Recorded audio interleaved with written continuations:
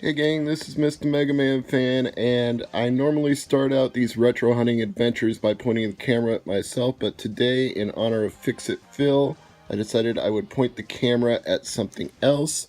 This is the beautiful restoration and recap work he did on one of my two Game Gears. So I thought I would show off Mega Man 4 Game Gear really quick to open the video today. And I'll put a link in the description below to Fix It Phil's channel. Awesome guy. If you need a Game Gear fixed, he is the man to call. He can do all kinds of game systems, but he likes to specialize in Game Gear. And he's a retro enthusiast like you watching right now, like me. So he's into collecting stuff. He's into restoring video games. He's just all around super awesome. Let me adjust the light a little here.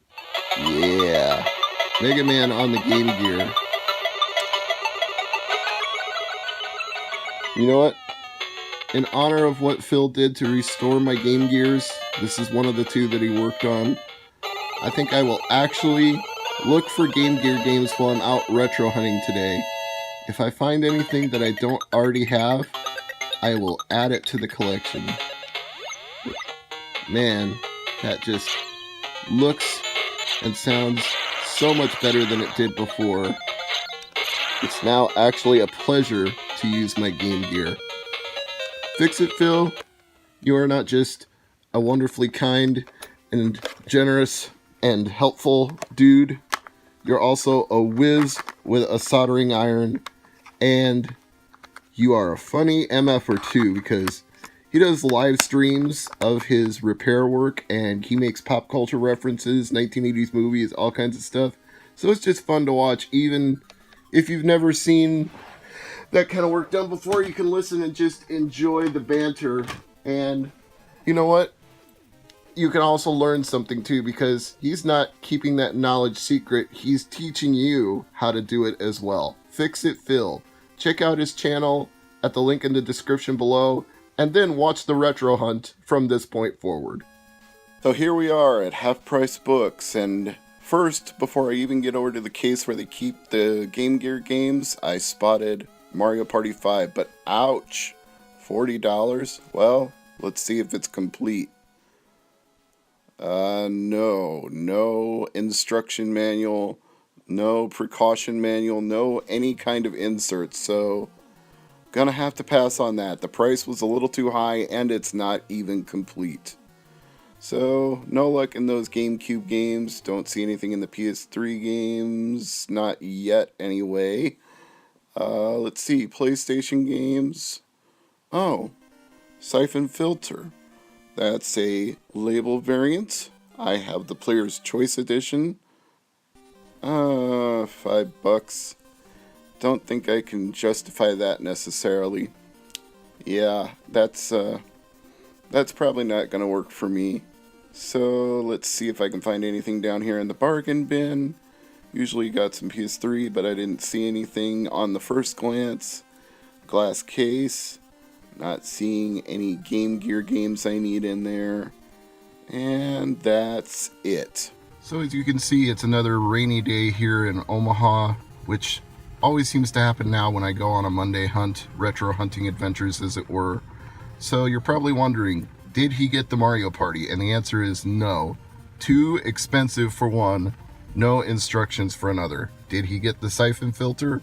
No. It was just a label and spine variant because I already have the greatest hits version. So for $2 in their clearance section, I got Batman Arkham City for PS3, which I didn't already have, and it is complete, even down to the download cards, which I'm sure have already been redeemed, so I don't even care about blurring that out because that's probably worthless, but it's worth being a completist if you care about that. So now I'm gonna go get myself some breakfast, try to warm up from this wet, dreary weather, and then see what else I can find. So stay tuned, the retro hunt is on.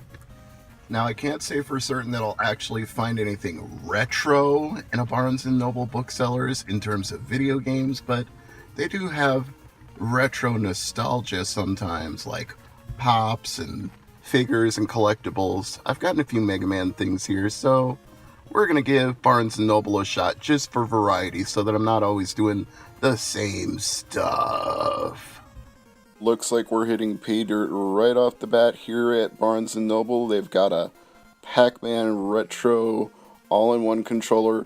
Includes level 256. Now, if it included Pac-Man 256, that would actually be saying something. I'm looking all around here trying to find the price. It says store and display, but it doesn't say what you pay. And that's not okay. Let's see if another copy up here has it. Oh, no, wait. We found Tetris.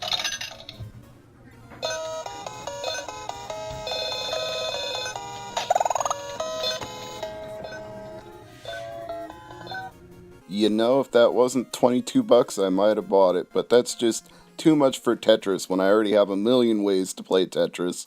Moving on, we got an electronic football, we got a plush Kirby, got another electronic football. Oh, we got a piranha plant. Soon, my friend, you will be an amiibo. That's pretty awesome. Unfortunately, it was 20 bucks. Moving on, we got some Splatoon guns here. That's pretty spiffy.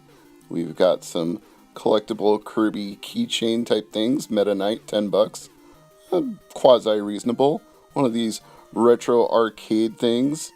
And let's see what's around the other side. Oh, it looks like we've got some more electronic handhelds. And what's around this side? It's Harry Potter stuff. My friend Angela would like that. And on this side, Stranger Things. Very popular series these days on Netflix. Very retro 1980s style TV show. Got some more figures here. Turtles, Dragon Ball. All good stuff. Shout out to Geekdom. Shout out to Emperor Big D. And we've got some Star Wars stuff here. Over on this side, we've got more collectibles. No shortage of them at Barnes & Noble today. Harry Potter stuff again. And what do we have here? Totoro. And over here, we have some card games, some educational games, some type of stuff like that.